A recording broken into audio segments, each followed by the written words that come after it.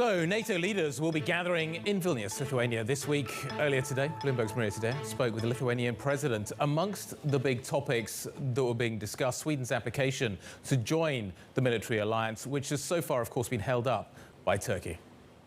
These requirements should stop, should end somewhere, because they were the requirements which were fulfilled by Sweden.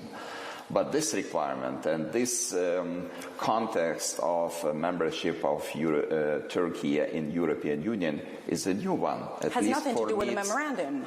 So far, this is the first time I hear it. A conversation with Bloomberg's Maria Tadeo, who joins us now from Vilnius. How optimistic was he that progress can be made at this summit?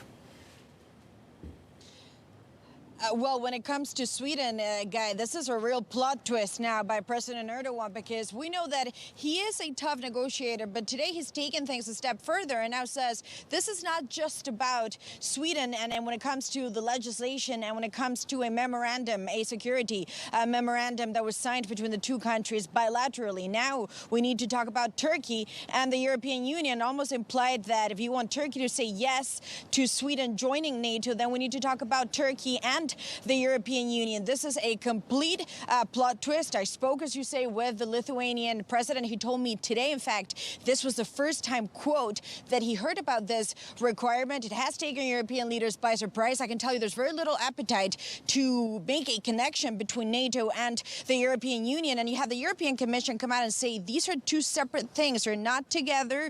They do not run parallel. And we should talk about NATO and then maybe one day talk about the European Union. But at no point there was this connection made between one or the other. But obviously President Erdogan is coming into this bilateral meeting with the idea that if you want movement on NATO, then you also need to give him something on the European Union. Right. It's the horse trade. It's just a weird place to horse trade, I guess, if we put it like that.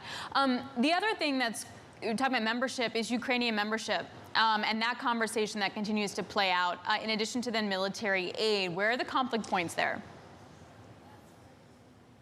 Yeah, and we already heard from President Biden yesterday, almost teasing the summit in his view in the United States. And obviously, this is a country that matters the most because it is the biggest ally, essentially, in NATO, that he does not believe the country is, quote, yet ready to join NATO. He also pointed to risks related to escalation. He also said if we have to be serious and we want to be serious about defending every inch of NATO, obviously, that cannot involve a country that is at war, because that would put us in direct confrontation with Russia, that has to be avoided at all costs. What he did say, however, is focus on the content, is focus on how to help Ukraine to obtain the goals that it wants on the battlefield. But we do know that the Ukrainians want to see some kind of political invitation, not a formal one. Yeah. They know they will not get it, but they want to see a form of political commitment that this NATO membership is now closer than ever.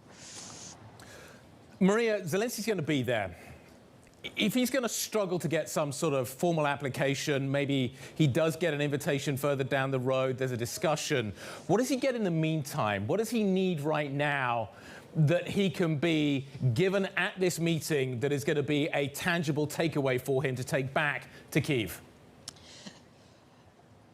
Well, the formal invitation we know Ukraine is not going to get, and they knew they're not going to get, and would not get a formal invitation into NATO purely because the war is going on. But they do insist, and the Ukrainians have insisted on a formula that would say in the final conclusions of the summit that Ukraine will join, quote, when conditions allow. Will he get that? That's unclear. The fact that he's coming here, however, does suggest that he believes he can work out a good deal for Ukraine, because remember, at one point his office suggested he would not attend Vilnius unless there was something in it for Ukraine. What we do know for the time being, probably it has to do with funding. It will probably have to do with security commitments for the country, security guarantees. And it will also have to do with the political dimension of this, because remember, NATO will launch now a new format that is known as the NATO-Ukraine Council. That is a political, again, dimension to this relationship. And I guess he believes he can walk back home with something to offer to the Ukrainian people. Yeah, and then there's the military component, which we will get to. Maria, thank you so much.